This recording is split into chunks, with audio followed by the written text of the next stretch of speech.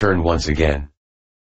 However, there also seems to be another side to the story that could cause more problems for Tahoe with a much longer suspension time than the company is publicly stating. For example, the following was published in the article. Tahoe Resources forced to halt Escobal mine in Guatemala. While Tahoe is preparing for a 3-month mine suspension, Haywood analysts project no production from the mine for the remainder of 2017. Here we can see that the company, Tahoe, is very optimistic that production at Escobal will start back in 3 months, while Haywood analysts forecast operations won't likely resume this year. So, who should we believe, or which forecast is more correct? Before we get into the details, let's first look at the impact of suspending the second largest primary silver mine in the world on the market. A shutdown of the Escobal mine, ranked number 2 in the world, would remove 21 million ounces of supply according to the 2017 World Silver Survey.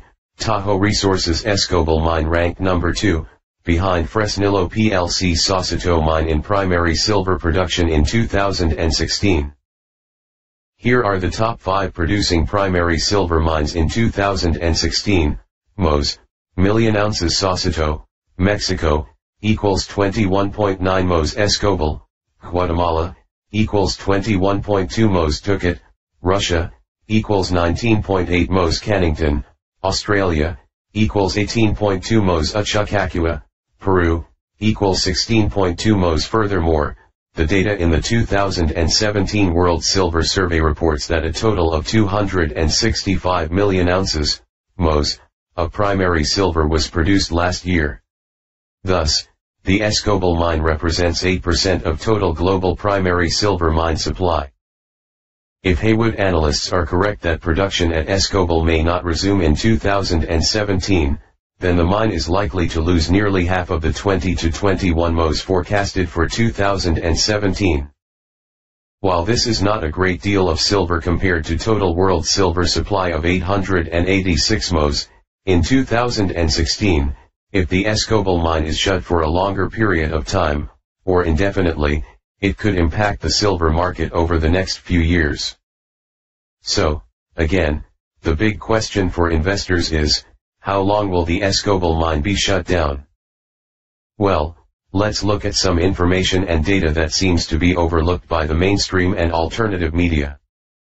What is the true nature and future impact of the suspension of Tahoe's Escobal mine? First, after the Guatemalan Supreme Court suspended operations at Escobal, Tahoe's stock price took a real beating, falling 33% that day. In the past week, Tahoe's stock price declined 40%. A lot of investors were caught by surprise as Tahoe Resources has been making a lot of money from its mines, especially from its Escobal silver mine in Guatemala. For example, in 2016 Tahoe Resources reported profits of $118 million on revenue of $784 million. That is a stunning 15% margin of profit, and the majority of that profit was from the Escobal mine. Second, the rich profits from the Escobal mine came at a cost.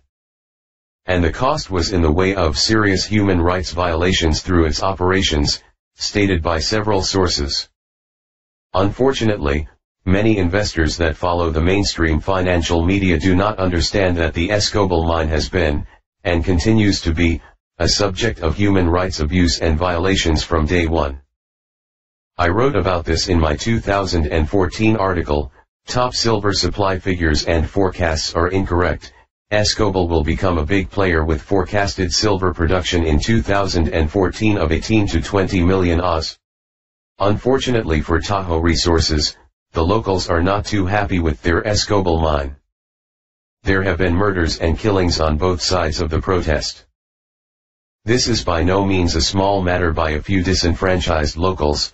Tens of thousands opposed Tahoe Resources' Escobal project in Guatemala Tuesday, December 17, 2013, Guatemala City/Ottawa. Contrary to Tahoe Resources' recent claims, tens of thousands of people oppose its Escobal project in southeastern Guatemala. repression and violence have been the outcome of company and government efforts to install the project without social support.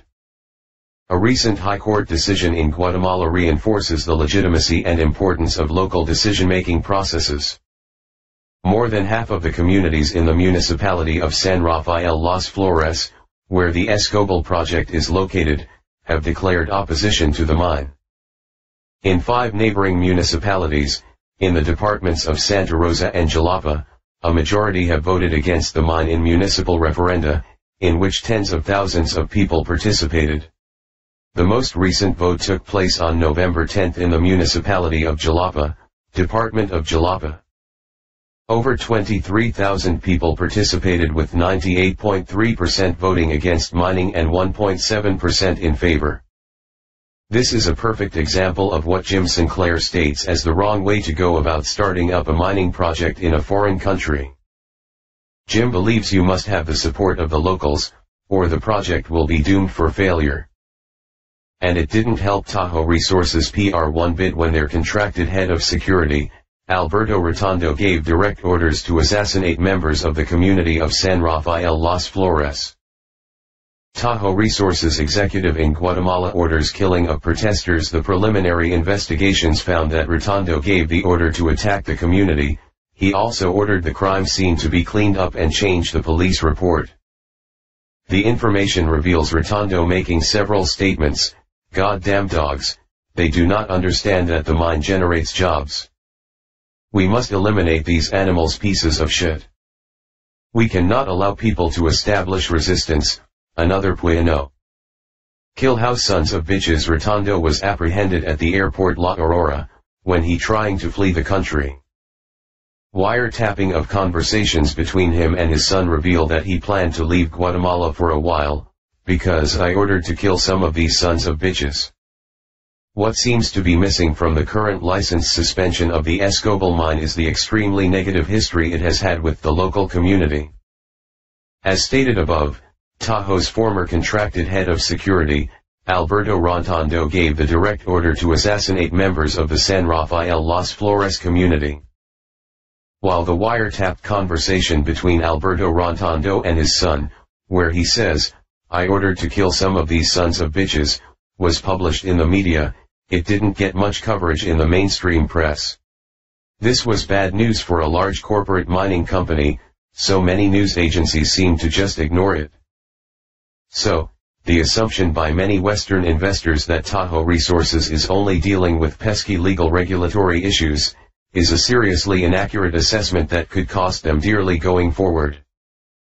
Now, I am not saying that Tahoe's Escobal mine will not be able to return to operating status, but there are more serious issues that are coming to light that could be quite detrimental for the company going forward.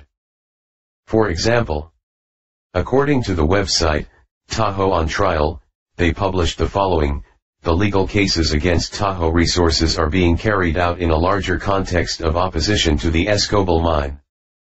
The violence, repression, and criminalization community leaders continue to face is not limited to what transpired on April 27, 2013. The Escobal project depends on a militarized security strategy to suppress opposition and has led to violence and criminalization. In 2011, Tahoe Resources hired a U.S. security and defense contractor, International Security and Defense Management, LLC, that boasts experience with corporations working in war zones like Iraq and Afghanistan to develop a security plan that has treated peaceful protest and community leaders as if they were armed insurgents. In June 2012, Tahoe sued the Guatemalan government, stating that protests were hindering its operations and that the state was not doing enough to allow its activities to proceed. Between 2011 and 2013, some 90 people were slapped with unfounded criminal charges and made to endure legal processes causing them distress and hardship. Several spent months in jail before being cleared of all charges. This is just the tip of the Escobal mine protest iceberg. I could fill pages. However, those who believe the protests have gone away and now the public is totally supportive of the Escobal mine, are completely being deluded. If we fast forward to this year, The protests continue as reported in the article on June 23, 2017.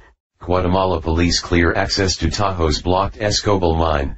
Police have used tear gas to clear a public road near the town of Casillas, in southeast Guatemala, of protesters blocking access to Canadian miner Tahoe Resources' controversial Escobal mine. This proves that the public protests continue even as the Escobal mine in its fourth year of full commercial production. I would imagine some readers investors are probably thinking, well, this is just a matter for the local and federal governments to deal with in getting the local people to behave, so they will leave the Escobal mine alone to continue producing lots of silver and profits. Well, that is one opinion, but if you think that is a wise one, think again. Several large funds have dropped Tahoe Resources from their portfolios due to what they term as a high risk. According to the February 2017 report titled, European Report Features Tahoe Resources as a Harmful Investment, reveals billion-dollar funds have divested Tahoe Resources is one of 14 companies featured as a dangerous investment in the 5th edition of Dirty Profits launched today in Hamburg, Germany, and edited by the organization Facing Finance. The publication identifies $2 billion European pension funds that have divested from the company, the Netherlands Pensio en Fonds, PGB, and Norway's Norges Bank Investment Management. The group calls for binding regulations on financial institutions and for the elimination of this and other harmful investments from their portfolios. Problems cited include Tahoe Resources' lack of respect for communities that have peacefully and democratically expressed their opposition to its Escobal mine in southeastern Guatemala, and a campaign of persecution through unfounded legal cases, violent incidents, and militarization. The article about Tahoe Resources further describes how the company was granted a permit to put the mine into operation with disregard for over 200 individual complaints submitted against the license on the basis of environmental concerns. The officials responsible for this decision resigned in mid-2015 over serious allegations of corruption. As we can see, the disinvestment of Tahoe Resources by two large European funds should be a warning to investors that things may not be rosy for the company going forward. Please understand, I am not only painting a negative picture for Tahoe, but rather providing additional information that seems to be missing from the mainstream press. Thus, investors are making decisions without the complete information or story. To be honest, as a silver analyst, I like the Escobal mine's performance. It is one of the most profitable primary silver mines in the world. However, I view this performance in a vacuum. By that, I mean based on the production and financial data alone. If we include the public and environmental issues, the Escobal mine seems to be a very bad deal for many of the local people that live adjacent to the mine. I believe the suspension of Tahoe's Escobal mine by the Guatemalan Supreme Court may open a can of worms that many individuals or companies invested in Tahoe do not realize or understand. On the other hand, Tahoe might be able to work with the local people and Guatemalan government to resume operations. That being said, investors need to understand that the Escobal primary silver mine is a much higher risk than other silver mining companies.